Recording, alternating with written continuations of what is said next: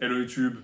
In this video I'm going to explain to you exactly how and why investing in a home gym might be the most sound financial decision you're going to take in your entire life. You see, a lot of people, when they try to talk people into getting their own equipment, use the argument that if you actually get your own gym, you can stop paying a gym membership. And that's a very easy calculus to make, right? You pay how many dollars a year to be able to enter a gym and to be allowed to use our equipment. Well, that just vanishes once you buy the home equipment. And therefore, it becomes an investment that happens upfront that saves you money in the long run. But I've found that the issue with this calculus is that for a lot of people who actually run the math, the numbers don't really speak much, meaning that you're not going to be super convinced. Let's say you pay $300 a year for gym memberships. If you buy a decent home gym, it'll be at least $3,000, unless you really go super cheap. But if you just buy everything at once and you buy brand new stuff, it's going to be around that ballpark. Well, if you do the calculus, that's 10 years. So it's an investment for 10 years, and most people cannot project themselves that far. Most people don't even think or believe they'll still be lifting in 10 years. So that doesn't really speak to them. But in reality, the issue is that there is a massive component that is lacking from that calculus. And that component is actually exponentially more important for the equation, because that's when you save the most money. And that is travel time and just the sheer waste of energy you're going to spend on going from and to the gym, as well as the travel distance within the gym. Let me paint you an average day for a gym goer. You're at home, you decide, okay, I have to go to the gym now to train. First off, you have to pack your bag. You don't have to do that if you have a home gym. So you pack your bag. You have to be extra careful, because if you forget something, you can't have it. It's in your home. Whereas if you have a home gym, everything is available at all times. So you're cautiously making the bag. Then you make your pre-workout or whatever you're going to drink there. Then you pack all of that into your car and you go. That already took you some time. Now you drive. Let's say you're lucky, your gym is 10 minutes away. That's already 20 minutes to and from the gym. Plus the bag, let's say 30 minutes to round it up. That's already 30 minutes wasted, where you did nothing. Essentially, you did nothing. Now you get to the gym. You're not done yet. You have to enter, you have to park the car first. You have to find the parking spot. Then you have to enter the gym. You have to scan the card. You have to walk. I don't know how big your gym is. Then you have to find the locker room. You change in the locker room. You put your shit in the locker. Then you go and you train. That is going to take you at least another 10 minutes, maybe 15. We'll say 15. 15 plus 15, because you'll have to do that again after the gym, and most likely you'll take a shower too, which takes time. So that's 30 minutes. We're already at an hour and 10 minutes wasted, where nothing happened. That is an hour and 10 minutes you could have spent training. Because if you had a home gym, all of that disappears. You don't need to walk to a locker or change anywhere. You can train butt naked if you want. You don't have to travel anywhere. It's a home gym. It's right there.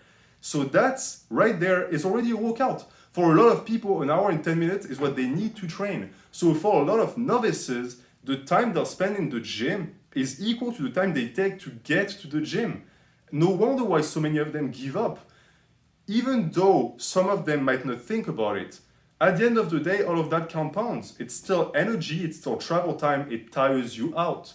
So if you're supposed to put 3 hours in the gym, and on top of that you do 3 hours of travel, you're essentially lifting, training 6 hours a week in terms of emotional drain, mentally draining. It is. It's the same for if you have to commute an hour to go to your job. Yeah, you might start at 9 a.m., but in reality you start at 7 a.m. because you had to get up and then travel there. That compounds, all right? This is already a massive problem that is fixed by the home gym. But that's just energy-wise, because if you think about pure effectiveness and productivity, you could also have spent that hour walking. How much money do you make? I don't know, maybe you make $15 an hour. Okay, an hour and 10 minutes, that's $15 wasted that you could have gained. You go to the gym 3 times a week, that's $45. $45 each week that you're not making. Compound that, 52 weeks in a year. How much money is that?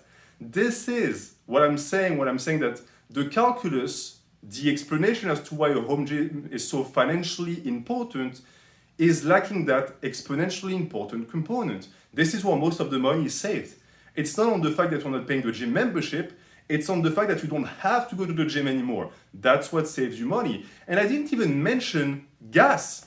You have to pay the gas to get there. Unless your gym is at walking distance, you have to take the bus or take the train or take your car. There are fees to all of these things. So now it's even more money that you have to pay that you don't have to pay when you have your home gym. And these are what is called a hidden cost.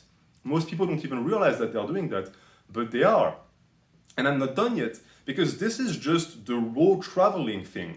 Now let's talk about the travel distance in the gym. How big is your gym? For me, when I used to go to a uni gym, the gym was gigantic. So from the point where I entered the building to when I started lifting, it took me 15-20 minutes because it was so big. And then within the gym, to go to the bathroom was in a different country. It had a different zip code. I had to walk 10 minutes to go to the bathroom, then come back. Time wasted. I don't know how your gym is, but most likely the time you spent walking around that place is actually very important. It's taking a lot of space, a lot of volume in your training. I guarantee you that if you could look objectively at the time you're actually lifting and the time you're going from machine to machine or just walking around, it's actually quite shocking. And that in a home gym doesn't exist, because unless you're just Mr. Moneybag, your gym is not going to be gigantic, it's going to be small. So all of the equipment is right there. And that transfers. Because if you think about it, if you have to load weights, if you have to go find the clip or find that one handle for the cable row that some guy for some reason hides in a corner in the gym because he wants to save it, I guess, like a scroll for winter, that's travel distance, that's travel time, that compounds. And at the end of the day, it's time that you could have spent training or making money. And all of that through the years is going to amount to a pile of cash that just poof, vanished. Because at the end of the day, buying a home gym is like buying a house. You're not burning your money on rent anymore. You own this. This is also the part that people never talk about. You bought a home gym. You can also sell it. You can't sell your membership to the gym. You can't have a membership for 3 years and then say, okay, I'm selling it. No, you just paid. It's not yours. You don't own a membership to the gym. It's just a vacant spot that you pay for. It's ethereal. It doesn't really exist. This is, in a sense, a scam. It's a scam that is very, practical for people who don't have a home gym yet, but it's still a scam because this is a money pit.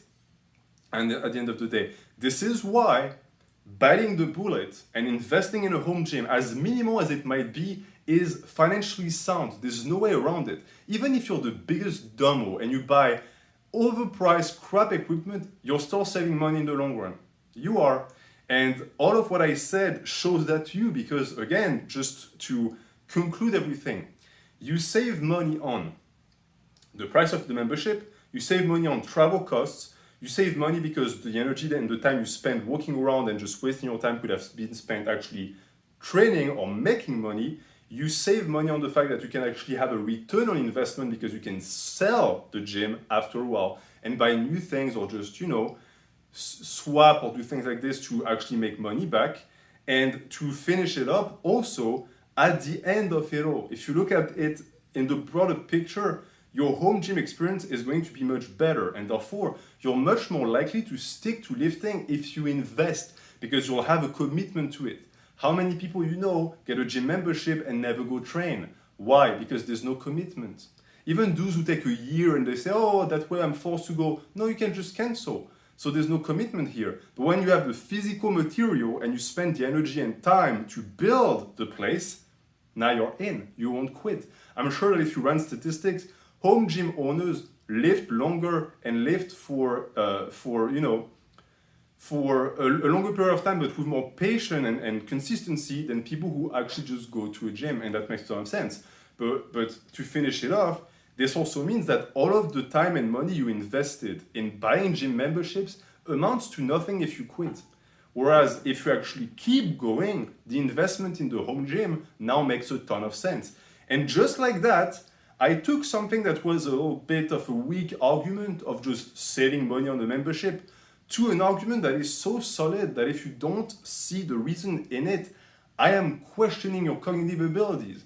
And I know that some people don't have the space for a home gym, but I guarantee you that if you need the funds, you already have the funds. You're just burning them in gym memberships right now. So actually do the calculus, look at the money you actually spend on a gym membership, look at the time you waste, and instead pull all of that together and get the start of a home gym. You can get started with $300, $400. Check the playlist for more information. Thank you for watching. Have a good day.